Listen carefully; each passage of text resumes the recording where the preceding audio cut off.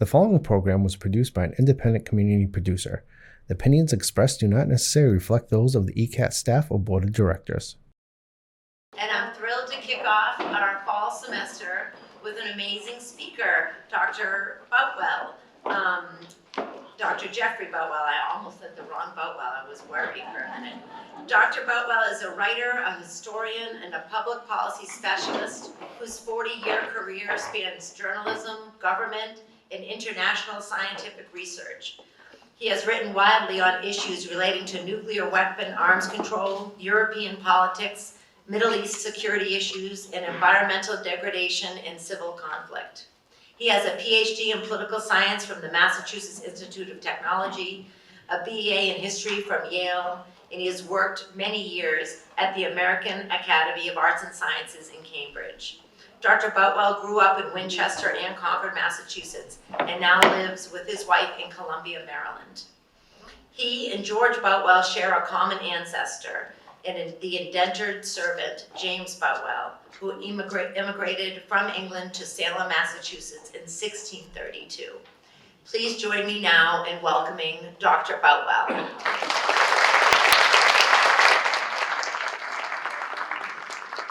I forgot to mention that we are selling his book in the back of the auditorium out in the hallway right behind. Thank you. Thank you so much. Hello, everybody. What an impressive crowd. This is really, really nice, especially on a rainy afternoon. I'm delighted you're here and thank you for coming. What I'm going to do today is what I always do in these kind of talks, and that is to spread the gospel of St. George. George Boutwell, I maintain, and I will tell you why during this talk, is, I believe, one of the most consequential American political figures of the 1800s that almost nobody has ever heard about, especially before talks like this. I'll tell you why I think he's so significant, but then I will also go into why he's been neglected and dismissed, or mainly neglected by historians for over 100 years since he died in 1905. Actually, it was a really good exercise when I was working on this book in 25 years ago. I never dreamed that I would be able to get such a wonderful publisher like W.W. Norton, because it took many, many attempts to, one, find a literary agent to represent me to publishers in New York. When I finally found one, she said, Jeffrey, well, I'm really taken with George's story. I think it needs to be told. I think people will be interested in it. But you have to realize that you are an unknown author writing a biography of an unknown person. And it's not going to be easy for me to sell this to a New York publisher. Well, luck would have it that she did sell it to W.W. Norton, which has a fine track record in Civil War and Reconstruction histories and biographies. So I was terribly lucky, tremendously lucky to get such a great publisher. But what my agent had me do was to write down very early on, okay, one side of the ledger, tell me why George is so important. Two, tell me why he's been neglected and why people have never heard of him. So I'll do that in the beginning of or for most of the talk, as I go through talking about George Boutwell. A little personal note, it was mentioned I did grow up in the Boston area, lived here until my 40s, raised my family here in Cambridge and Groton, Mass, and Essex, Mass. Finally moved to the Mid-Atlantic to do public policy work about 20 years ago, and have been down there ever since. But growing up in the Boston area in the 1950s and 60s, here we had this very, very consequential, important family member, youngest ever governor of Massachusetts, helped found the Republican Party, was Abraham Lincoln's Commissioner of Revenue during the Civil War, was a member of the House of Representatives for 6 years as a radical Republican, helping to frame the 14th and 15th Amendments, lead the impeachment of Andrew Johnson. In 1869, Ulysses Grant asks him to be Secretary of the Treasury, which he does for 4 years. After that, he goes into the U.S. Senate for 4 years. A terribly important, politician in Massachusetts history that my family never, ever told me about, never mentioned. I have no idea why, because by the time I learned enough about George, they had passed from the scene, and I couldn't ask them about it. So it was only gradually as I got into my 20s and 30s and 40s that I began to learn about George Boutwell.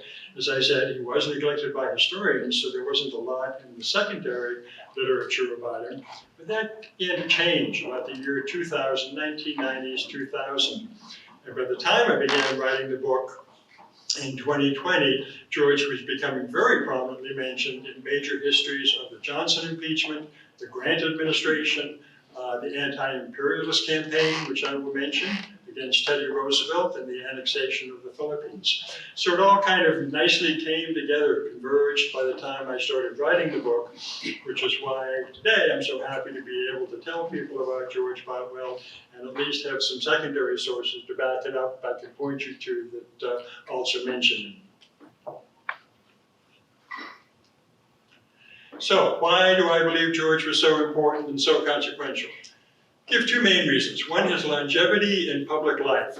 65 years from 1839 to 1904, 1905. The first president George ever met was Martin Van Buren in the White House in 1839 on a trip to Washington. The last one he ever came face to face with was Teddy Roosevelt in 1904. He knew presidents all along the way in one of the most consequential periods of American history, from 1839 to 1904. Much more importantly, he was a close ally and political friend of two of our most significant and important presidents, Abraham Lincoln and Ulysses Grant. George came to know both of them very well, worked with them on Reconstruction issues, on protecting black rights in the South after the Civil War, was Lincoln's revenue commissioner, but knew Lincoln, as I'll go into in more detail, from 1860 to 65, had a 21-year relationship with Ulysses Grant. First met Grant in March of 1864. Grant has come to Washington to receive his commission as Lieutenant General from Lincoln in the White House. George meets him there. 21 years later, George is a pallbearer for Ulysses Grant in Grant's funeral on the streets of New York that was witnessed by 1.5 million people in August of 1885. So a very consequential 21-year relationship, deep, close relationship with Ulysses Grant. Those were the two presidents he worked with most closely and most widely admired. Of course, the one he detested was Andrew Johnson, who he felt was seeking to block black rights after the Civil War, who was trying to undo the military victory of the Civil War and return political power to Southern whites in the South, which is why George and others like Charles Sumner and Thaddeus Stevens led the impeachment of Andrew Johnson in the 1860s. And then finally, in a wonderful third act to George's career, at the end of the Spanish-American War, 1898, first McKinley and then Teddy Roosevelt have made it clear they want to physically annex the Philippines, send American troops to the Philippines, and in what George thought was denying the Filipino people self-determination and their fundamental rights. So he and a cast of very notable characters, including Mark Twain, Andrew Carnegie, the steel magnate, Jane Addams of Hull House, W.E.D. Du Bois, and others came together in the Anti-Imperialist League, really America's first anti-war mass public organization protesting governmental policies in Asia, 8,000 miles away. Ultimately unsuccessful, the United States stayed in the Philippines until the Second World War, but it was a cause that George, at the age of 80 years old, in 1898, gave the remaining years of his life to. So a long, consequential career working with some of our most important presidents, both kind of pro and con. Also, and this is much too much to try and go into, but it's in the book, I fully believe there are few American political figures who have been as well versed in all three major areas of American public life like George Boutwell. Domestic policy, civil rights, and constitutional law, working first in the Mass House in the 1840s and then in Congress and in the Senate and for Grant.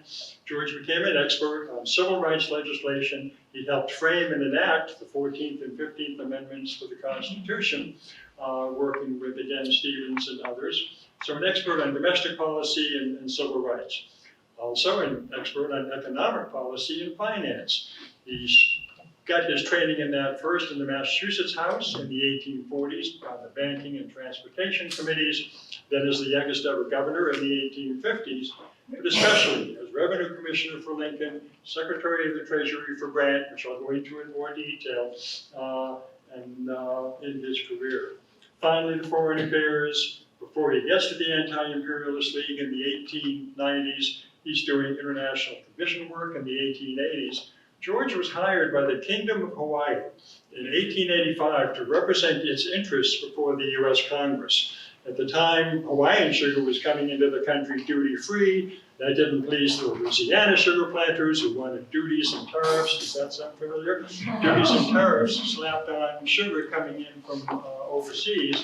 And so George represented Hawaii, but he did so partly because he wanted Hawaii to maintain its independence. He knew that American economic and political elites were already eyeing the annexation of Hawaii, which of course ultimately happened in the 1890s. So again, another facet of George's belief in the constitutional rights both of Americans and people overseas to determine their own political future in ways that they wanted to. So, equally expert in domestic policy, economic policy, and foreign affairs.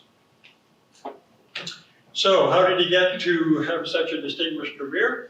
Personal life, he was born in 1818 in Brookline, Mass. His father was a farmer, was managing a farm at the time, actually in Brookline, Mass, in the countryside outside of Boston.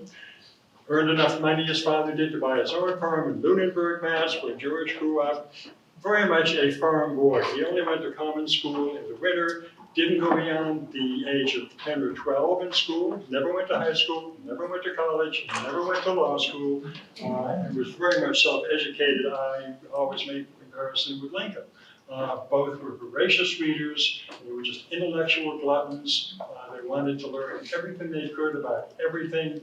So George was self-taught. He did apprentice to some lawyers in Groton, Mass, when he moved there in 1835 while working in this dry goods store. His first visit, or his first taste of slavery, which really colored the rest of his life, came in 1839 when he met Martin Van Buren in Washington. He was on a trip to Washington. He has a tremendously important encounter with a slave woman one morning on the National Mall, where there was an important slave pen at the time, where slaves were bought and sold before being shipped downriver to Mississippi and Louisiana to the cotton and sugar plantations in the South. George meets an elderly woman who is totally distraught and inconsolable because her daughter is inside the slave pen. She knows she will never see this daughter again, who's being sold to a planter in Louisiana. And it was kind of a visceral experience of slavery that made a great impression on George at the age of 21 years old. He comes back to Groton, slowly gets into politics, is elected to the Massachusetts House, serves 7 one-year terms in the House, as I said, working on banking, transportation, and labor issues. Marries Sarah Thayer from Hollis, New Hampshire. They have 2 children, an older daughter, Georgiana, younger son, Francis, neither one of whom will have children, but is living in Groton in the 1840s. He builds this house in Groton in 1851, his first year as governor. How many folks have ever been to Groton?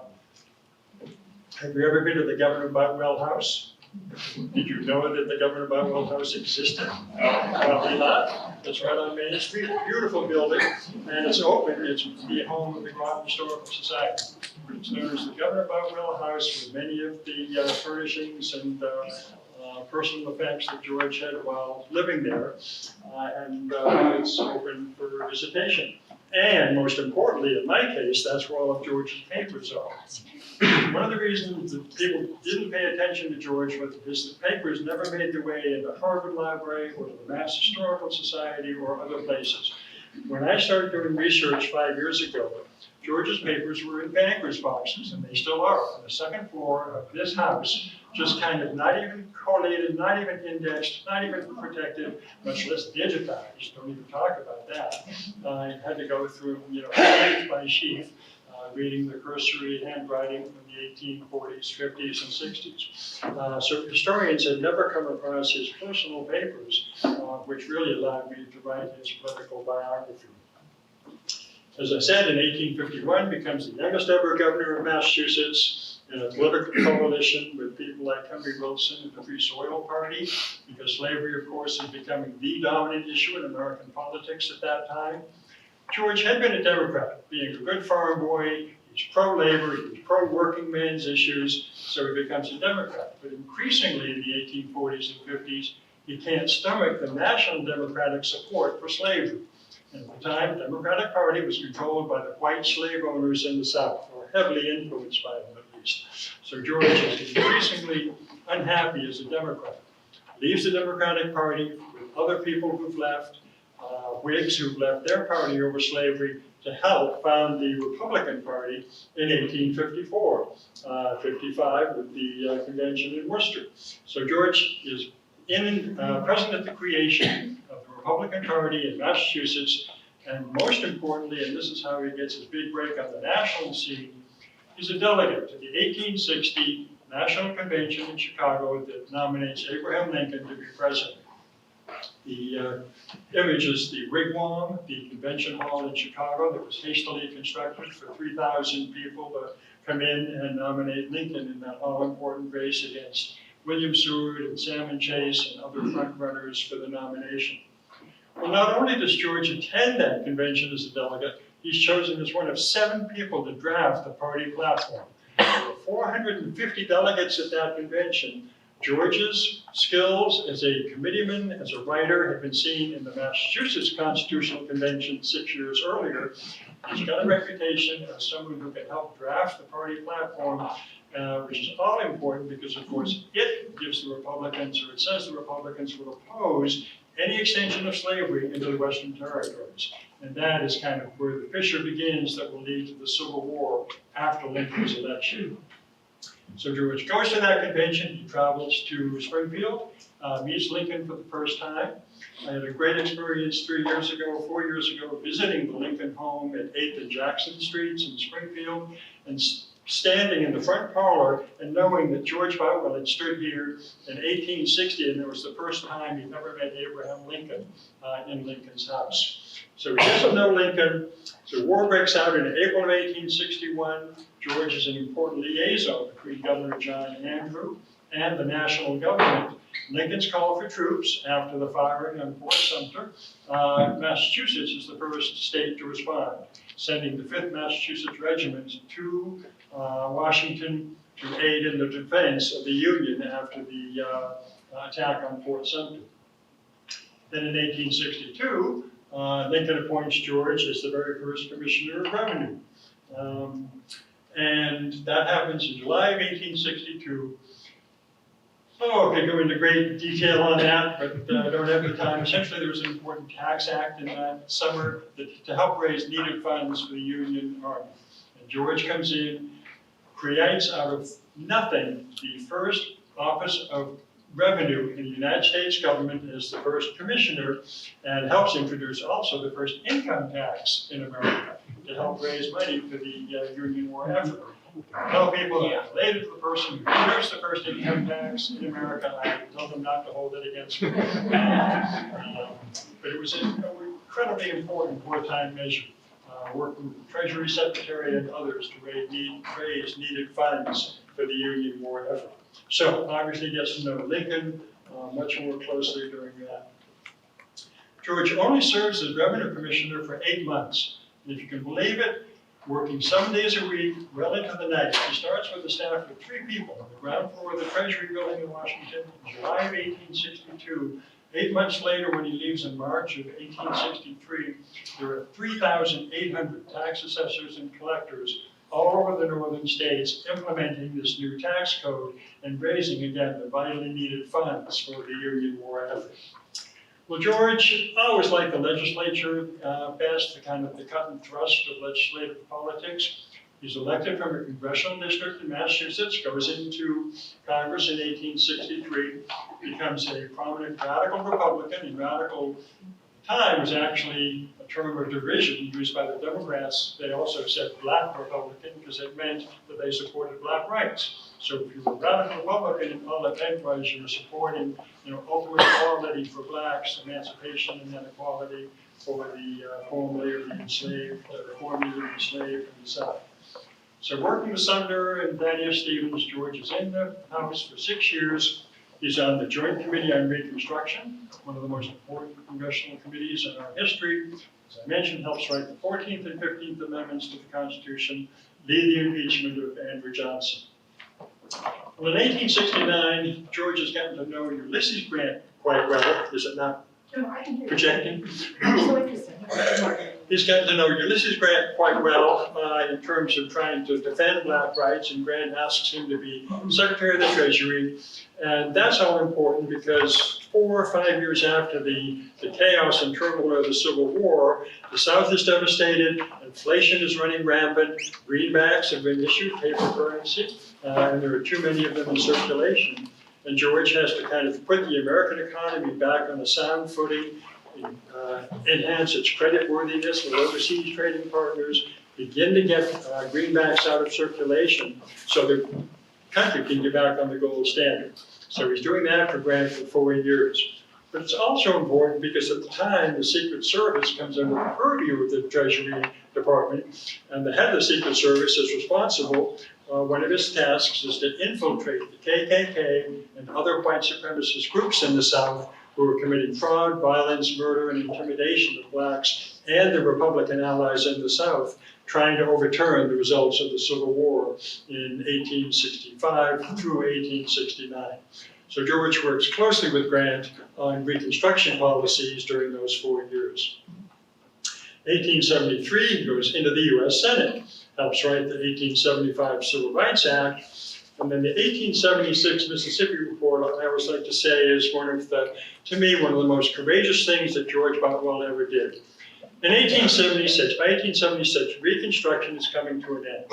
Northern whites, the northern publics are getting tired of the federal government going into the South to protect black rights. They want to get back to reconciliation with the South. They want to get back to the business of America being business. Recall that 1876 is the centennial, the 100-year birth of the American Republic. So people are getting tired of protecting black rights, even though fraud and violence and murder are still being visited on black Americans by white supremacists in the South. Well, George leads a Senate Select Committee in 1876 to look into the outrages that were perpetrated on blacks in the 1875 Mississippi election. He goes to Mississippi, goes to Aberdeen and Jackson to take testimony from people who had been injured, family members of people who had been killed by the KKK and others. While he's down there, newspapers in the South are saying, well, we hope Governor Boutwell doesn't get Ku Kluxed while he's here, visiting Mississippi and other places in the South. It was not an easy time to be a northern politician traveling through the South. Comes back, delivers the report on the floor of the Senate in August of 1876. Of course, 4 months later, there's the election. Grant leaves the scene. Rutherford B. Hayes comes in, and Reconstruction pretty much comes to an end. What I'd like to mention about that is that George's 2,000-page Mississippi report is easily available on the website. You can just Google Boutwell Mississippi Report, all 2,000 pages, page after page of firsthand testimony that he and his other select committee members took from people who had been injured or family members of people who had been killed. And it gives a vivid picture of what was going on in the South in 1875, 1876. That becomes important, as I'll talk about in a minute, when after the Civil War we get into lost cause historiography. The ability of the South, whites in the South, to essentially reframe the narrative of the Civil War, to tell people it wasn't about slavery, it was all about states' rights, that if the North had only kept to its own business and not gone into the South to protect black rights, everything would have been fine, which is one of the reasons that George then gets dismissed and neglected for many, many years. But I'll return to the Mississippi Report in a minute. Important, dates in the Lincoln-Boutwell relationship. Won't go through all of them, but the first one I like especially because that plaque with the photograph of Lincoln is in the Parker House Hotel in Boston. If you're in the Parker House anytime soon, go into the hotel, you'll see this plaque on the wall.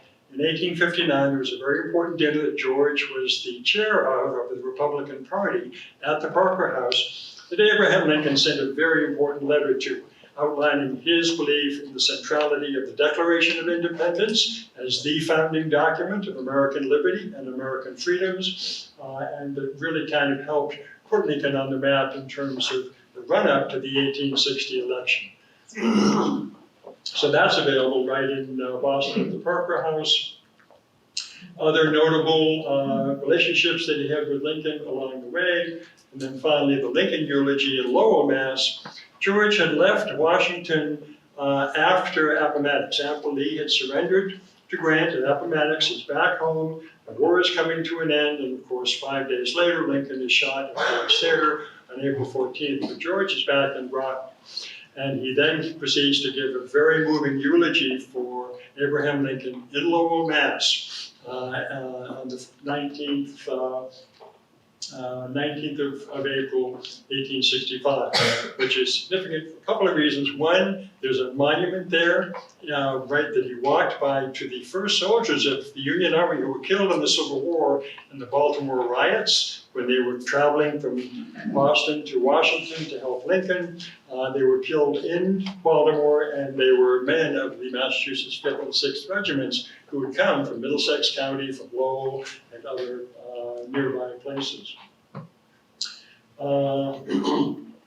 So again, just a kind of a local landmark that one can visit that George Boutwell had been part of. Again, 21-year relationship with Ulysses Grant. Won't go into all of these. They're in the book. Some wonderful tales of George working with Grant to block the gold ring scandal in 1869. A couple of Wall Street operators were trying to corner the gold market, which led to Black Friday. And George as Secretary of the Treasury and Grant as President helped foil that. George travels up to Capitol Hill with Grant in 1871 to help pass the so-called KKK Act, which gave the president increased powers to disrupt and prosecute white supremacists in the South during Reconstruction. And then finally, as I mentioned, George is chosen by the Grant family to be one of the pallbearers in August of 1885 at Grant's funeral in New York City. Then the third act of his career, which I've mentioned, the international commissions he worked on, Council of the Kingdom of Hawaii, and heading up the anti-imperialist league against McKinley, who's here in this cartoon, and Teddy Roosevelt. That's George there with a white beard.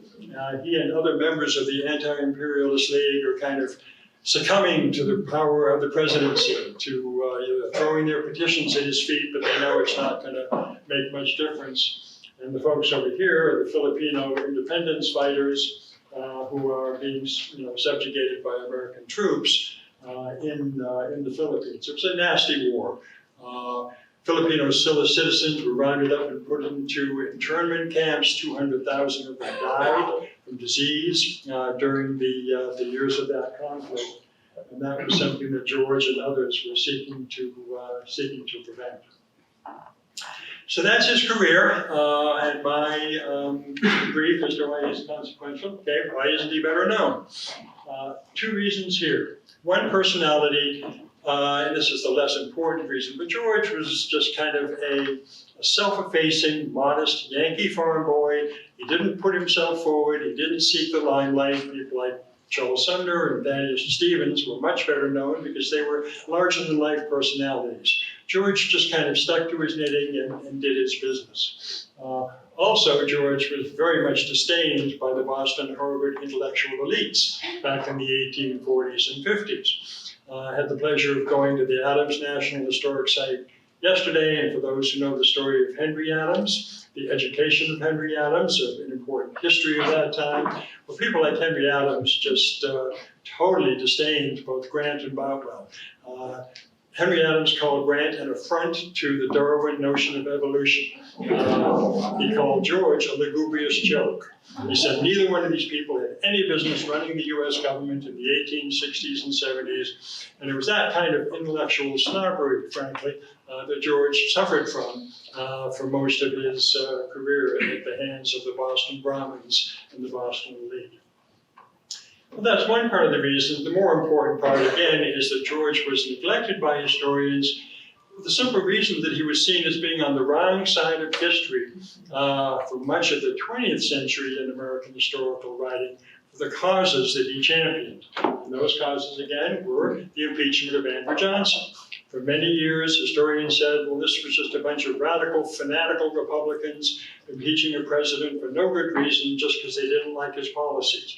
Well, that's been changing. That narrative has been changing a lot in the last 20 to 25 years. Grant administration, as I mentioned, just guilt by association. George was part of the Grant administration, which for so many years people saw as just being corrupt, nepotistic. Grant was a political naive, who had no business becoming president.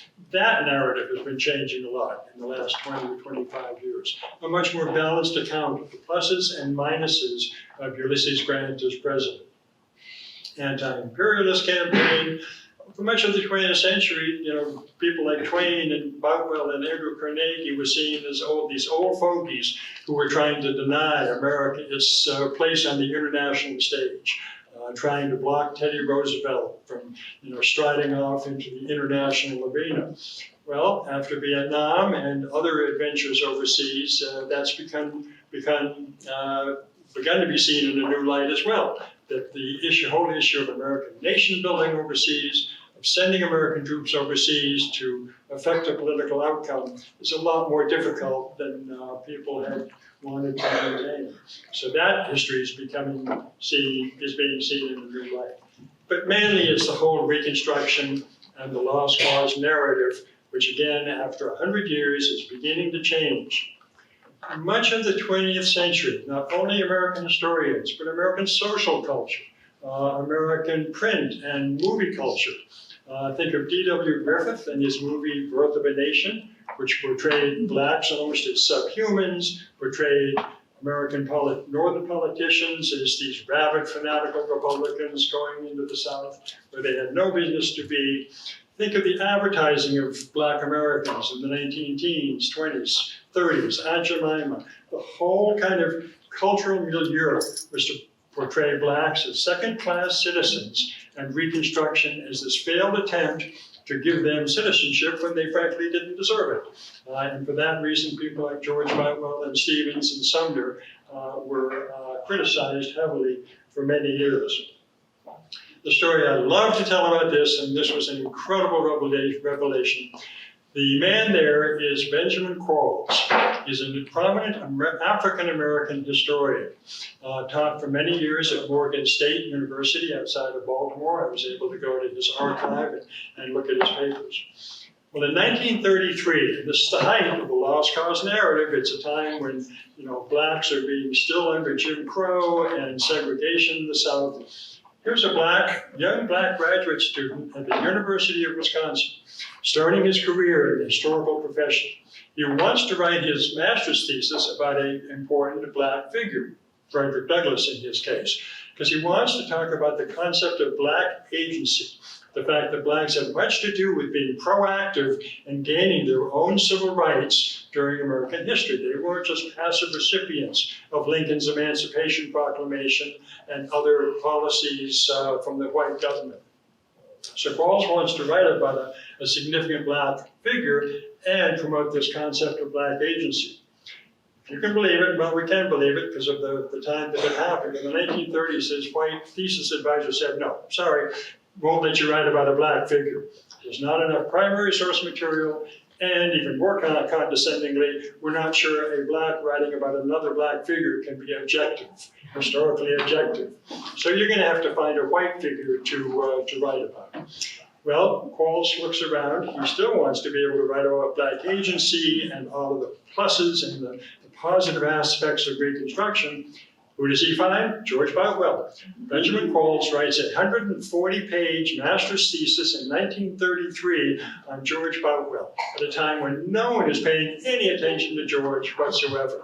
But Quarles goes into the records of the Joint Committee on Reconstruction in Congress and tells George's story as a member of Congress framing the 14th and 15th Amendments. I fell out of my chair when I learned that there was this master's thesis at Wisconsin, paid my $60, had them send it to me. It's a wonderful document. But to think that the first historian in our country who began to revived George Boutwell's reputation. It was not a white historian, it was a young African-American historian at the University of Wisconsin.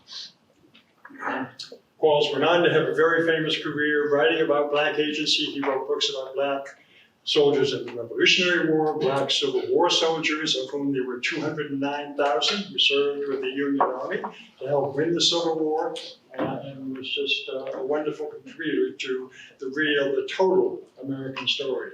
As I mentioned, the historiography has been changing greatly in the last 20 or 30 years. Here are just some of the primary books that have been giving new interpretations and new narratives of that history, on the Andrew Johnson impeachment, on the Grant presidency, anti-imperialism, and on Reconstruction. All of which don't necessarily go into great depth about George, but they do mention him, and they mention him in a much more positive light than he ever had been before. So when I began to write about George, it just helped greatly to have all these other sources who were doing the same thing. So that's George's story. I want to end with one final anecdote that will hit close to home, both here in Massachusetts, but also in terms of what I've been talking about in terms of lost cause historiography. And that has to do with John Fitzgerald Kennedy. I'm sure most of you have probably read Profiles in Courage, a 1956 book by Kennedy that won the Pulitzer Prize. There are profiles of 8 senators in that book, people who JFK thought exhibited unusual political courage. I'll agree with most of the choices that he focused on. One I certainly don't agree with was a Mississippi senator by the name of Lucius Lamar. He's included in Kennedy's Profiles in Courage. And Kennedy maintains that Lamar exhibited great political courage by calling for reconciliation between North and South in the 1870s, 1860s, early on, trying to promote the coming back together of the two sections of America after the Civil War. The problem with that narrative is that, yes, that's what Lucius Lamar was doing in Washington, D.C. He gave a very famous eulogy for Charles Sumner when Sumner died in 1874. It's not what Lamar was doing back in Mississippi. And that is documented in George Boutwell's Mississippi Report of 1876. Lamar was a prominent member of the white Democratic Party who orchestrated the fraud and intimidation and violence in the 1875 Mississippi election that led to the overthrow of Republicanism. Adelbert Ames, I was talking to some folks about Adelbert Ames, governor of Mississippi, who had to flee the state when the white Democrats came back into power. Lamar was talking out of both sides of his mouth. He had one narrative in Washington, D.C., he'd have a totally different narrative back in Mississippi, calling for white supremacy and the restoration of white governments in Mississippi and throughout the South to deny Black rights. Well, the ending of that story is really nice because Kennedy's book comes out in 1956. And I'll just give you an aside that I believe Kennedy included people like Lamar because at the time he had vice presidential ambitions. And he was trying to ingratiate himself with important Southern white Dixiecrat senators in Congress in the 1950s who had a lot of the power of the US Senate. That's just my interpretation of why Kennedy included someone like Lucius Lamar. But in that book, in Profiles in Courage, Kennedy uses the phrases, Reconstruction was a Black nightmare that the South could never forget, and that Black rights were imposed at the point of the federal bayonet. And he's criticizing Ulysses Grant for sending military forces into the South to protect Black rights. Well, that's in 1956. What happens in 1962 when JFK is president? James Meredith goes to the University of Mississippi seeking admission. He's blocked by the governor of Mississippi and denied his rights as a fundamental rights as an American. Who sends federal marshals and troops to Mississippi to admit James Meredith into the university? President John F. Kennedy in 1962. He did the same thing in 1962 that 6 years earlier he had been criticizing Ulysses Grant for doing 100 years, 90 years earlier. So anyway, that's kind of another tale of lost cause historiography and how the narrative has been changing over the years, and why it was such a thrill for me to write about someone like George Boutwell as a family member. Thank you.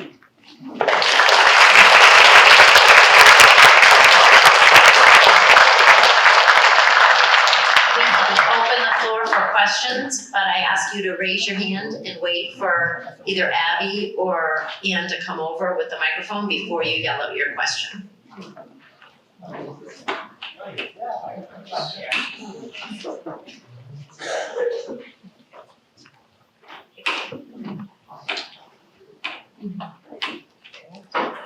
Hi, I've learned a lot, and I'm ashamed to admit, I don't have a clue what the 14th and 15th amendments are. Could you give us a little Absolutely. briefing? The 13th, 14th, and 15th amendments are known as kind of the Reconstruction amendments that helped end slavery and give blacks full political rights as American citizens. 13th Amendment abolishes slavery and was enacted in 1865. 14th Amendment comes into being in 1868, and that's the one that's being very much talked about today in terms of equality under the law, due process, birthright citizenship, about which we're hearing a lot. That was in the opening section of the 14th Amendment, essentially spelling out the parameters of citizenship for all Americans, black, white, Asian, whatever.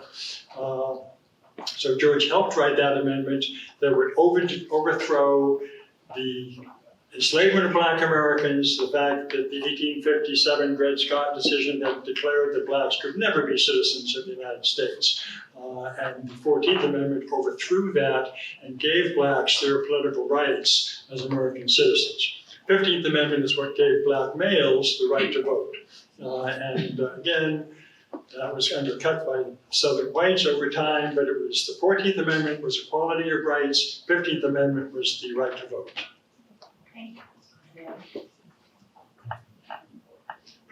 Hi, I'm Kai here. Oh, sorry. Hi, I'm Kai, I'm a senior here. I was just wondering why you think it's important for us to learn about George in relation to today's political climate.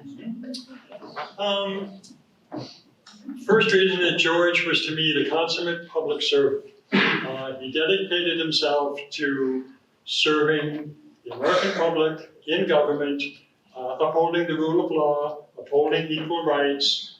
He and Lincoln treated politics as a civil religion. The Constitution was their Bible. The Declaration of Independence was their clarion call to liberty. And George just felt that American politics should rest on the legal foundations of both the Constitution but also the Declaration of Independence. And that should still hold true today.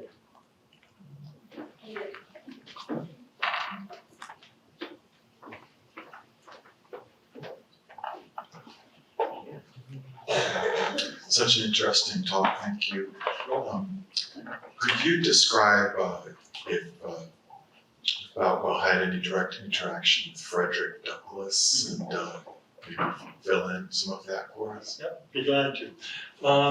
George's anti-slavery politics came from his upbringing in Groton, Mass. As a teenager in his young 20s, Groton in the 1830s and 40s was a quite important intellectual town. Not quite as important as Concord, but you had Margaret Fuller living in Groton, transcendentalists. You also had a very strong anti-slavery society in Groton. Frederick Douglass came to speak in Groton 3 times in the early 1840s, and George, I don't have direct proof, but I have to believe that George would have gone to see him and heard Douglass speak in Groton in the early 1840s. He then, of course, gets to know Douglass much better during the run-up to the Civil War, during the Civil War, and one of the great kind of vignettes in the book, 1876. It's the 11th anniversary of Lincoln's assassination, April 14th, 1876. A new statue is being dedicated in Washington, D.C. called the Emancipation Group statue, which showed Lincoln with his arm outstretched and a kneeling slave breaking the chains of slavery under him, to commemorate the Emancipation Proclamation as an important measure in giving freedom to the blacks. Well, Frederick Douglass gave the dedicatory speech at that occasion. George Boutwell was sitting right behind him as Secretary of the Treasury. Grant was in the audience as well. And it's a very, very famous speech because Douglass is not totally laudatory of Abraham Lincoln. He appreciates all that Lincoln has done for the blacks, but in the end he says, we have to remember Lincoln was the president of the white man. He was not the black man's president. And it's a speech worth reading because, Douglass never pulled any punches in terms of what he believed. Well, George Boutwell wrote to him after that saying that's one of the most remarkable speeches I've ever heard. I read it on a daily basis, on a regular basis to my family, read it aloud because it really, he thought, encompassed a lot of what Douglass felt about the United States and what was needed for there to be a true, genuine multiracial democracy. So George had that kind of decades-long relationship with Douglass. I know you've mentioned a lot about his relationship with Grant, but I thought he had more of influence with Lincoln. Did he have like an advisor or a consultant or something to shape history with him? I didn't go into this. It's in the book. It's in an article I wrote for the Journal of the Abraham Lincoln Association. An important relationship with Lincoln economically as Commissioner of Revenue. But working in the Treasury Department, which is right next to the White House, George was going over to see Lincoln all the time to talk about tax assessors and collectors and whatnot. But the two men also talked a lot about how the war was going. And in the important summer of 1862, Lincoln is formulating the Emancipation Proclamation. He can't go public with it yet because public opinion in the North is not yet ready to think about, freeing the slaves and ultimate black equality. The war is still about union. It's not yet about slavery. But George is pushing Lincoln. Every time they get together, he's pushing Lincoln to come forth with the Emancipation Proclamation. August 8th, 1862, there's a very important political rally on the steps of the U.S. Capitol attended by 10,000 people. George Boutwell is one of the speakers. He's the only speaker that day who talks about the necessity of emancipating the slaves and enlisting them in the Union Army. Everybody else is talking about the war is for Union and we have to reconstitute the Union as it was. So George is there both privately with Lincoln and publicly pushing in August of the summer of 1862 for emancipation. And of course, some weeks later, after the Battle of Antietam on September 17th, Lincoln issues his preliminary Emancipation Proclamation 5 days later on September 22nd, and it becomes official on January 1st, 1863. But in that summer of 1862, George played a quite important behind-the-scenes role with Lincoln in pushing him to come out with the Emancipation Proclamation. Thank you for the very clear presentation. Have you ever speculated what might have happened if General Butler or some other Northerner had been the vice presidential nominee instead of Andrew Johnson? Andrew Jackson, yeah. Lord only wishes that it had been somebody else. Hannibal Hamlin from Maine had been Lincoln's first vice president. Anybody would have been better than Andrew Johnson. Andrew Johnson was just a very complicated, angry, insecure individual who didn't necessarily defend all of the Southern values in terms of subjugation of blacks, but he hated the Southern planter class. And he was vindictive in terms of his policies, making them come to him and get pardons after the Civil War and whatnot. Anyway, that led to the whole conflict with George and the other Republicans in Congress and led to the ultimate impeachment of Johnson, which only failed by one vote in 1868. At the time, Johnson was a good choice. He was a Southern white Democrat who would help keep the party together, help keep the country together. in the all-important election in 1864, which was very dicey at the time. People were getting tired of the war, and there was a real fear that Lincoln might not be reelected in November of 1864, and ultimately it was only Sherman in Atlanta in September of 1864 that swung the pendulum in favor of Lincoln's election 2 months later in November.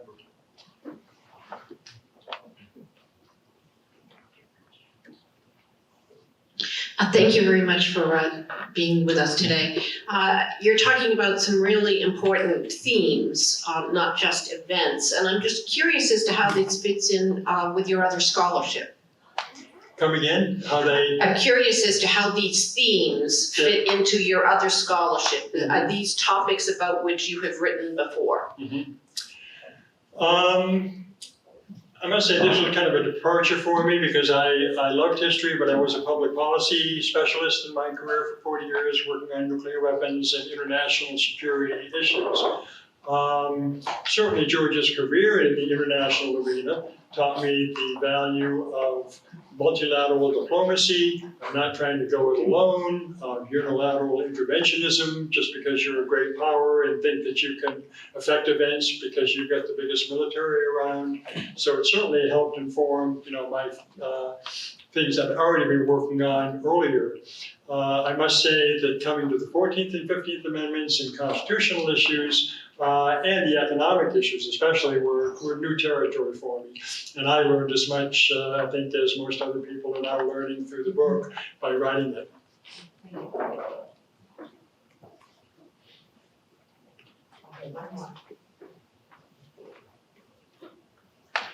I thank you for being here. Sort of paralleling the career of George here, it was Oaks Ames, who was our congressman approximately at the same time. How did he feel about the Transcontinental Railroad and its financing? Detested it. George was scrupulously honest. That just the values he grew up with from his father, the farming family, being a dry goods clerk in Groton, Massachusetts. Oaks Ames is the credit mobilier scandal. The Northern Pacific Railroad created a shell company, construction company, and they took money from one hand and put it into the construction company that was being allocated by Congress. And it was just a giant swindle of the American public in terms of the use of public funds. Oaks Ames was their main representative in the US Congress. And he was going around to every congressman he could find, James Garfield, the future president, and many others as well, saying, well, I'll give you some stock in this credit mobilier company, if you'll vote the right way when it comes to Northern Pacific Railroad legislation. Well, he came to George and said, George, I'll give you 100 shares. You won't have to pay for it right away, but you'll collect the dividends from having 100 shares. And George's response was, I don't get anything I don't pay for. Now go away. Even though George's name later appeared on the front page of newspapers as one of the principals in credit mobilier, he was totally exonerated by the congressional committee that investigated it and had nothing to do with Oaks Ames and the political swindle that was part of that whole railroad legislation. Thank you very, very much, everybody.